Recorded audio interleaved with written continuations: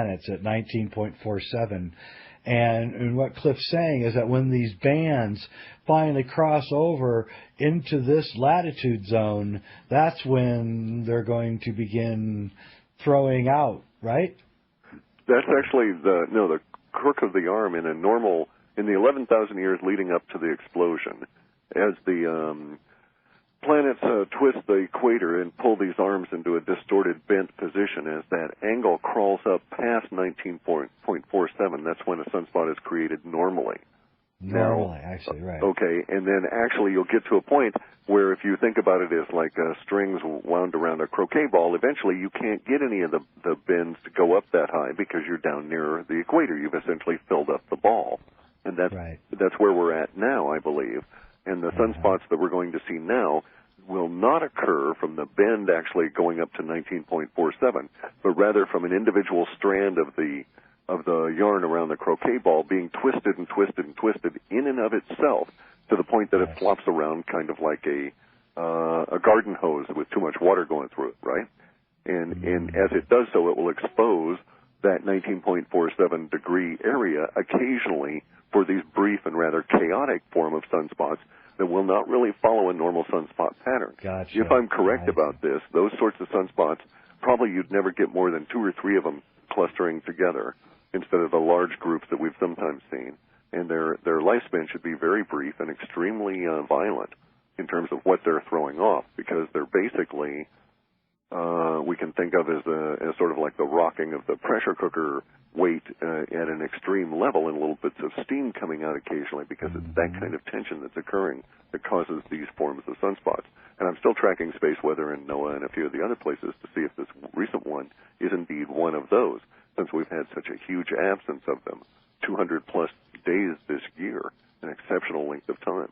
In fact, it's so long, it's got the stellar evolutionists talking about a Maunder-style minimum, an ice age forming lack of sunspot period, which coincidentally, if you read, what's his name, Price's work, I think, the guy who wrote Not by Fire, but by Ice. Oh, yeah. Great writer, yeah. Yeah, and he's talking about these magnetic reversals, which is exactly what is the cause for the flip within the Earth itself. Right. And all of this stuff is indeed encoded in extremely intelligent ways in all these myths, and it's like, aha, they were trying to tell us something. But what getting back to something I wanted to say earlier was, you're mentioning about the living in the caves in Peru. That's also the same story from some of the Salish-related Native Americans up here east of the mountains, where they record living in caves for a long time. But what I find curious is that the myth structure around the, say, near the tropical through the equatorial regions of the planet discuss survival by boat, whereas those in the upper regions discuss the issue of fire and surviving in caves. Quite curious, because there's a predicted, in one of Gerald's books, a predicted effect from this, and that is that as this flip occurs, and the magnetosphere is quite literally turned completely around with a giant hole in it, that in the temperate zones, both north and southern hemisphere, you might get in a situation where you would be absolutely incredibly inundated with all kinds of flaming objects from space, simply because there's nothing out there to repel them. Right. Exactly. And it would, you would think at that point anything could happen, and we could get, we really don't know. I mean, the slightest fire with the winds could spread and destroy thousands of acres of forest. Waves could be pushed very high. And, well, that's a curious issue. There's some of the literature that it survives, that if you read it correctly, it's actually from people that survived the whole process.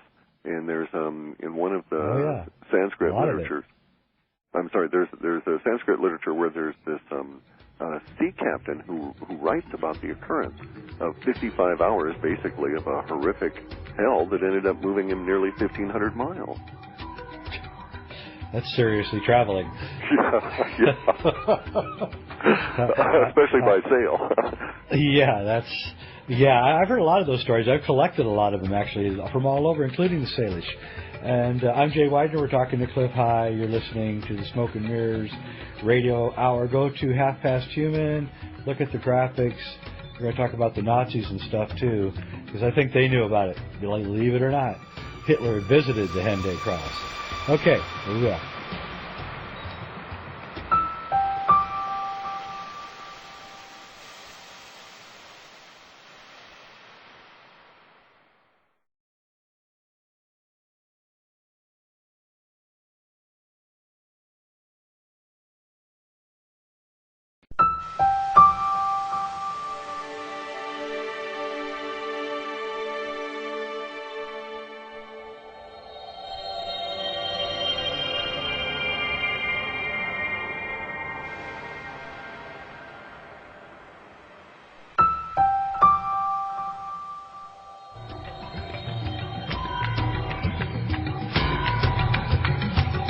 All right, this is too good. We're just going to get going right away. I'm Jay Weidner. You're listening to Smoke and Mirrors Radio Hour. We're talking to Clif High, and we're talking about his work and Patrick Garrell's work on magnetics of the sun and how this is probably the key to understanding the physics around what's going to happen in 2012. And the Nazis were obsessed by all this stuff, and I've been following that story for a long time. And your discovery of the swastika-type motion, looking down from the north of this magnetic thing, it just strikes me because, the Nazis have the black sun, and they have a lot of solar kind of myths and motifs. And when Hitler visited Henday in 1940, I don't think I put this in the book, but he actually, the first thing he did as soon as the train car pulled into Henday was walk straight up to the Cross of Henday. Very interested then, yeah. Well, I know that they took it actually from the Jane. From the swastika actually was taken for the National Socialist Party from the symbols on the Jane palm, all of which are associated within the Jane cosmology with the sun and periodic catastrophes. Yes, and Jainism is really comes as like a hybrid of Dravidian culture, which carried on a lot of the traditions that speak about a catastrophe. In fact, they're the creators of the Yuga system and all of that. So it's very interesting how all this begins to dovetail together. It's scary, yeah. Yeah, if it was just one or two cultures and then you could convince yourself you were being nuts, that kind of thing. But repeatedly getting kicked in the head by all of this and then seeing the non-random numbers, the continuous repetition from the Norse myths all the way through the Hindus and the Mayans basically for the irrational component of the numbers associated with the sunspot cycle, and it's like there's a big in there. Yeah. The thing that people really have to understand, and it's very important because if you don't understand this, you won't get the rest of it, there really has to have been an advanced culture, a very advanced culture, in the distant past. And they figured all this out and did everything they could to pass that information down. And once you understand that, then everything begins to click together. But the key is to not look at it with your own filters, to try to look at it with what they were trying to tell us and not with what you think they were trying to tell us. And I think that's what you did. You looked at this with a clear head, and it's very, very frightening. I don't know what to say. I want to order one of your boats.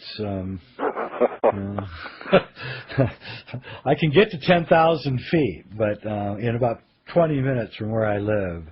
But I don't know, Well, there's the issue. If this is as devastating as it seems to be, and there appears to be another cycle within these cycles of cataclysms. In other words, every other one appears to be not quite so bad. That's right. And then we're at the point of one of the bad ones, unfortunately. And if you look at things like the Narmer Plate, we're at the 12th cycle there. They actually record 11 previous cataclysms. And the only other group to do that is actually this northern Siberian myth that records also 11 previous cataclysms. And that even actually records the one where Siberia was slipped in under the ice, and has a little bit in there about having to flee from the ice that overcame them in just days and just simply wouldn't cease, and how they had to basically run as a tribe from it. But no, it's all quite frightening. The idea of survival, though, does exist because we've done it before. I'm of the opinion that humans go back at least 8 million years on this planet, and there's demonstrable evidence from my relatives' area in California of this.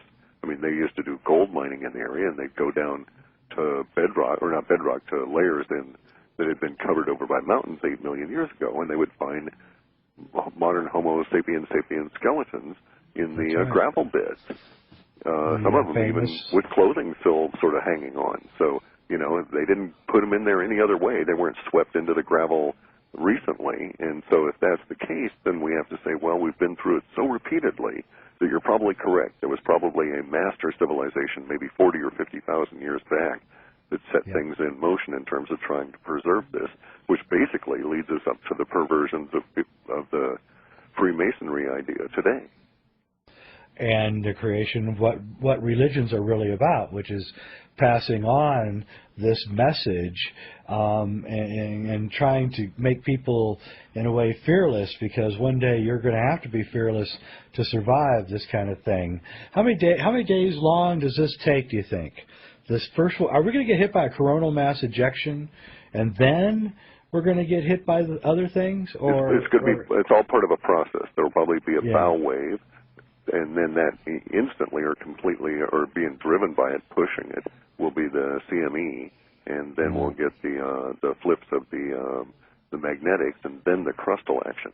And there's some suggestions that 40 or 50 days is not unlikely. However, the actual flip of the crust is probably a 40 to 50 hour process based on my reading of the historical records that are available to be gotten at in this. The issue is the whole process, though, can be thought of as probably a year long, because the build of it to is quite exceptional. I had the good fortune when I was a kid to be, or bad fortune, I don't know, whatever, to be stuck in Germany as one of the earliest of the dependents of the occupation forces, and was forced to read a lot because there just wasn't a whole lot else to do. And I came across a bunch of books that were stored in this old SS building that we used as a library where we were stationed there. And some of these books were really interesting, and they had translations of languages I'd never seen before as a kid. And they were done for the German military. And it was strange books, and some of them were obviously done by people that were prisoners of the Germans. One, a British fellow who made annotations in his translations as he went along. And he translated a bunch of Sanskrit.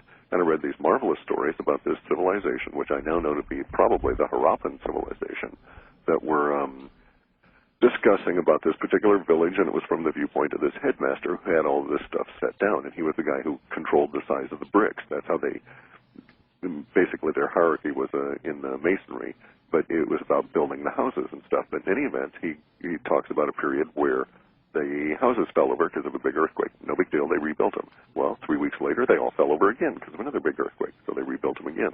And it goes on and on this way until about 3 or 4 months later, they're getting an earthquake a day, and finally everybody's living in tents because there's just no point in rebuilding the houses anymore.